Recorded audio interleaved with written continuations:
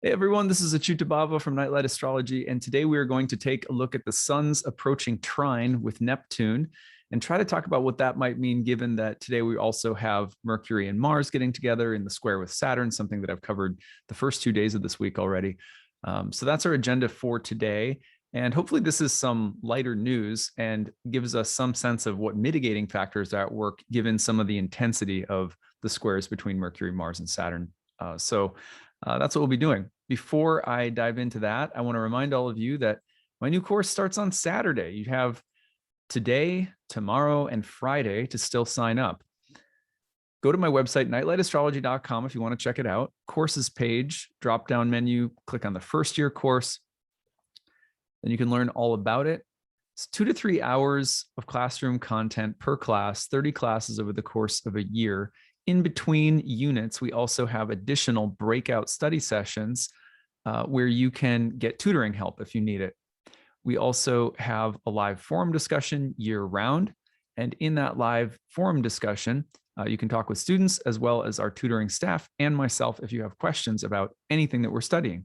There's also tons of bonus lectures, recommended reading and listening, and optional quizzes and flashcards, and really as much or as little as you want. It's all there for you.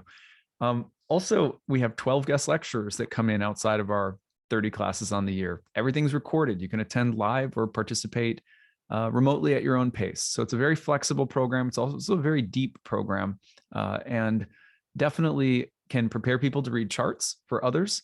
And also can just be something that helps you deepen your own study and interest in astrology if it's something of a passion or hobby for you. The early bird payment is available until Friday. So you have today, tomorrow, and Friday to use the early bird payment and save $500 off. Then there is the full tuition with payment plan. And then we also have need-based tuition assistance for people. If for some reason you're late to the party and you decide you want to sign up next week, you could still sign up, but the early bird payment would not be available. It's only for people who sign up and pay in full prior to the start of class. So you get a pretty big break if you do that. And that's the gist of how that works. Need-based tuition assistance, check that out. If for some reason you're hurting financially, we like to make sure that no one is priced out from taking a program. So we try to work with people and whatever their constraints might be or their hardships. So take a look at that. Maybe it'll help. All right. So I'm also excited to remind people that next week, probably the end of next week, I think probably around 18th or 19th, at the end of next week, I will be launching my Kickstarter. And what I'm doing is for the last 40 days of the calendar year, I fundraise to support this channel and the content creation in the year ahead. Last year, we had 1,366 subscribers who pitched in and donated to support my channel in 2021. I thank you all for doing that. And next year, I'll be looking to hopefully beat that record and gain even more support from my audience here. You guys are all wonderful. I love working for you. And I hope that you'll support me when that Kickstarter launches next week. And there's lots of cool rewards you can get when you donate too. I'll be talking a lot about those and kind of what my process is like, and just sharing more about what goes into the creation of all the content and stuff like that. All right, so let's take a look at the real-time clock today. And here we go. So you can see right now that Mercury has just passed over the conjunction to Mars. Yesterday was nice and testy. And also, it was good. Like I feel like over the past couple of days, and there's still a day or two to come with this, but I feel like my experience of Mercury and Mars, and as they're coming into this square with Saturn, was a lot of refining of my inner practices and helping me understand things that had been like, when an idea is in gestation and you're like, I'm starting to understand something. I'm getting clear about something, something that my experience has taught me or led me to understand. And then all of a sudden it just becomes crystal clear. It's like it crystallizes and shows itself. Maybe not for long. It'll probably disappear again quickly, but the sense of insights crystallizing and helping me to make some changes and take some important actions. And that's what I have really felt so far with Mercury, Mars, and Saturn, which has been wonderful. It's been a really nice transit. Of course, the Mercury-Mars-Saturn dynamic is hitting my my kids' charts. They got some fixed signs or planets in fixed signs. So they're both home sick from school right now. And it's like a petri dish, basically. Kids building their immune systems. You guys probably know what that's like if you have kids. So it feels like, every couple of weeks or so, there's someone with a snotty nose for a couple of days. So it's funny to watch the same energies, especially Mars, hitting both my daughter's suns or moons, and they're homesick from school for a couple of days. And it's they're not dealing with anything serious. It's just like a run of the mill cold. But yeah, it's just funny to watch how it affects different people. I'm having little crystallized insights. They're wiping boogers. It's all good. So at any rate, so this is the main story, right? We've got Mercury-Mars squaring Saturn. Watch the videos over the last 2 days. I did a long live cast yesterday, live stream, talking about this aspect, going really deep with this aspect as I looked at the I Ching yesterday and tried to ask the I Ching for some insight about this transit. And I think it came back with a really nice response. And hopefully my interpretation of that response was helpful to all of you. And also, on Monday, we broke down the archetypal combinations in a pretty fun way. So look back at those videos to get more of this transit. This is our first quarter moon coming through right now. So I broke all of that down yesterday as well. What I want to do today is talk about the fact that we also have two much more positive, subjectively, like less difficult and potentially frustrating transits than Mercury, Mars, and Saturn in the sun's trine to Neptune and the sun's square to Jupiter. So let's walk through these transits and then talk a little bit about them and also try to contextualize them within the dynamics of this lunar cycle and the eclipse that's coming and everything else. So first of all, you're going to see that the sun is going to go through the trine to Neptune by Friday, November 12th. And then it goes into the square with Jupiter by Monday, November 15th. So that's really nice. It's nice to have those energies coming about. The other thing that's happening by Saturday is at the same time that you're seeing the sun trine Neptune and square Jupiter, you're also seeing Mercury hit in opposition to Uranus. This is really fun energy, especially coming off from the more intense gear grinding of Mercury, Mars, and Saturn. Because here you're seeing Mercury opposite Uranus, one of the great signs of inventiveness. Like if there was any transit I had to pick that said, if you're stuck and you need like an innovative solution, maybe the solution isn't easy to carry out. Maybe the solution is challenging. Maybe there's some sense of internal tension, but you'll come up with a creative solution. I'd be like, well, I'll take a Uranus opposite Mercury transit in my birth chart, or in the sky. The reason for this is that Mercury was generally associated with inventiveness, and Mercury and Uranus have a lot in common in terms of being fast, adaptable, inventive. It can be somewhat eccentric. Like, Uranus has this weird, kind of tilted on its side, and it is a weird orbit. And Mercury's always going in and out of the underworld, retrograde, and moves very quickly. So I like these two energies coming together by Saturday of this week as a kind of Promethean light: electricity, heat, inventiveness, problem solving, maybe some aura of defiance, maybe some aura of rebelliousness. The Promethean impulse is also the impulse to steal something from the gods to help humanity. So there's definitely like a trickster rebel in Uranus.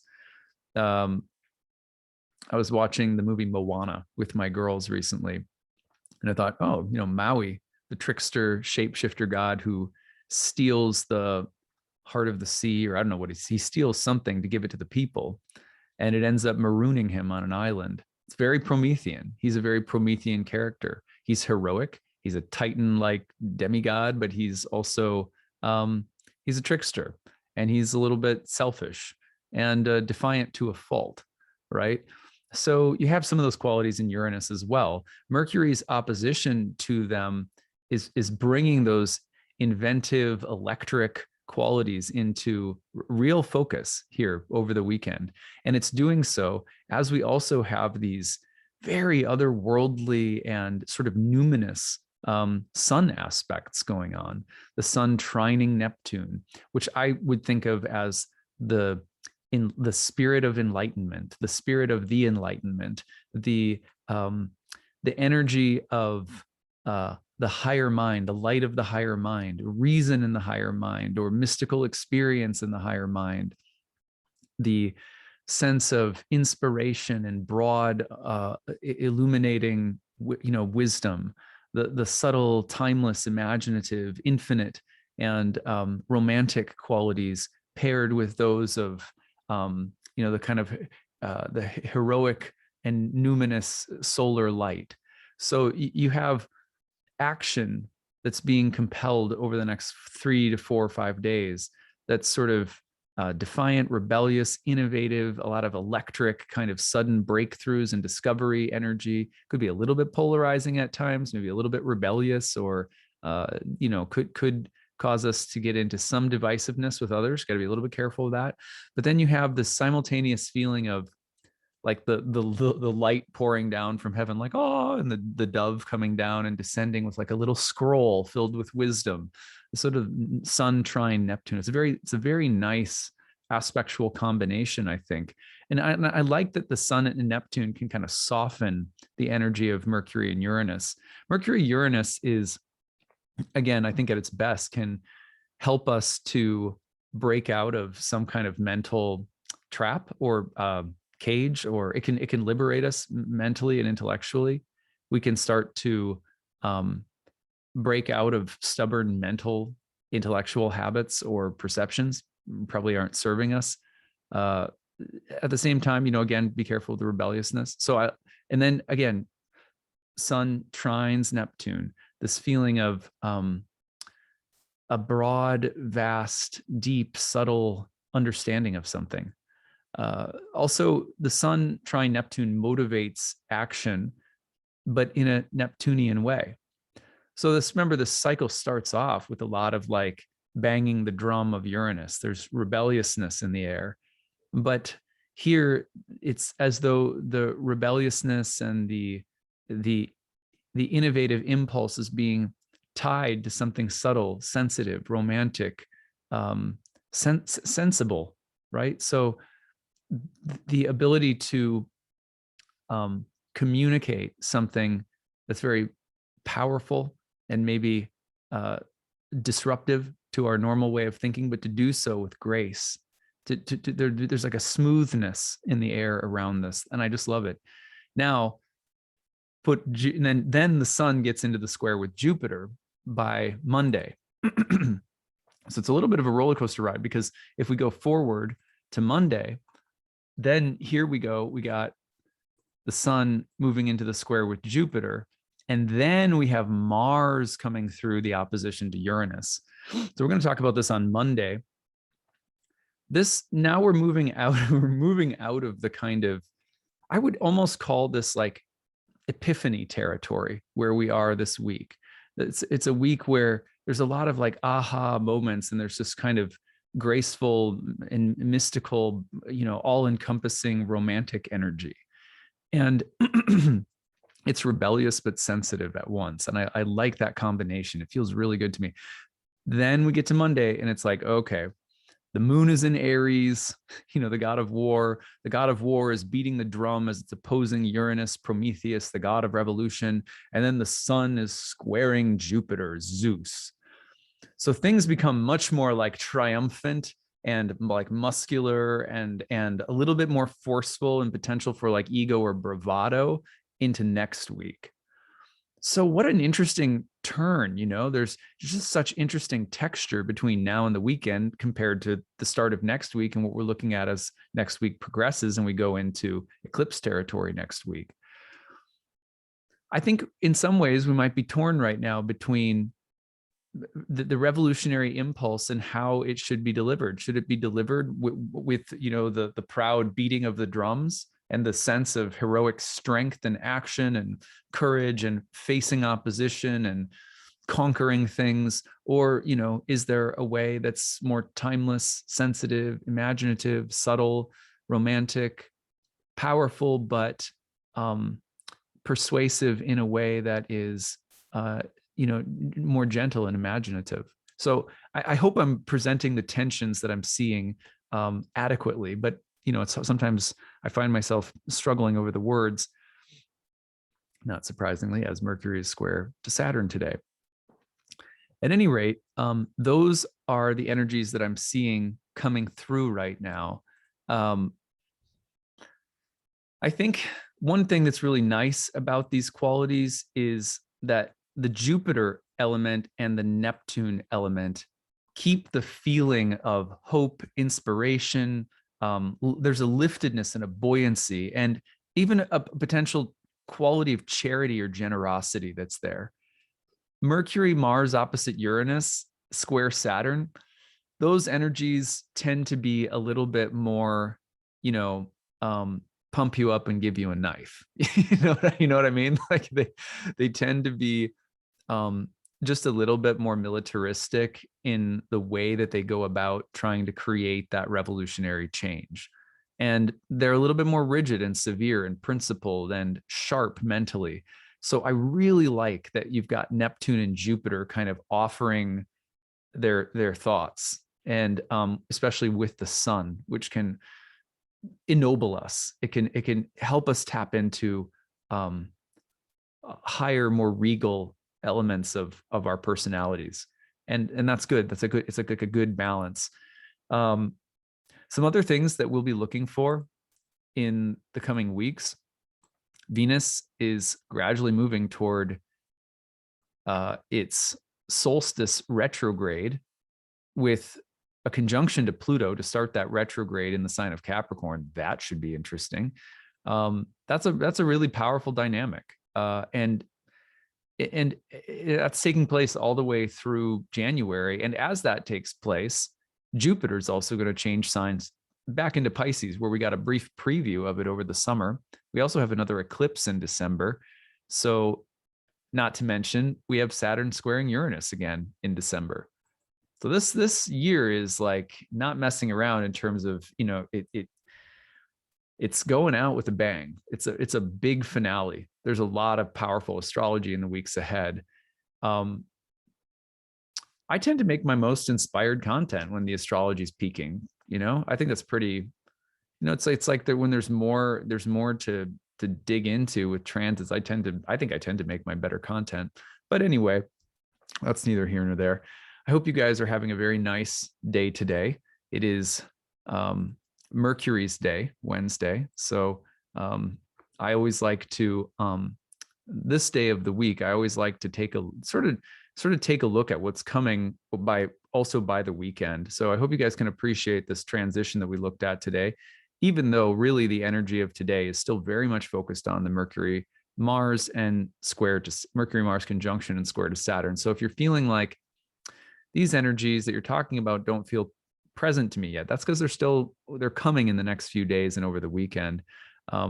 If you are feeling that Mercury, Mars, and Saturn energy, really go back and listen to the videos that I did the last 2 days, because those really addressed what we're dealing with today. And now I'm trying to offer us some juxtaposition with what's coming in the next few days. So at any rate, remember, you have a couple days left to sign up for my class. It starts on Saturday. I hope to study with some of you guys soon. It should be really fun. A new group of students is coming in during a really interesting time. It's a profound time to study something like astrology, as Saturn and Uranus are making a square, because Saturn-Uranus squares suggest profound structural or paradigmatic shifts. And it's frankly a good time to have one if you're interested in the paradigm of astrology and bringing it into your mind and heart and letting it sort of shift things for you. So at any rate, that being said, I hope you guys again have a great day, and we will see you again tomorrow. Don't forget, Bhakti Wednesday is tonight. I hope you guys enjoy the talk that I did this evening. All right, that's all. All right, take it easy, everyone. Bye.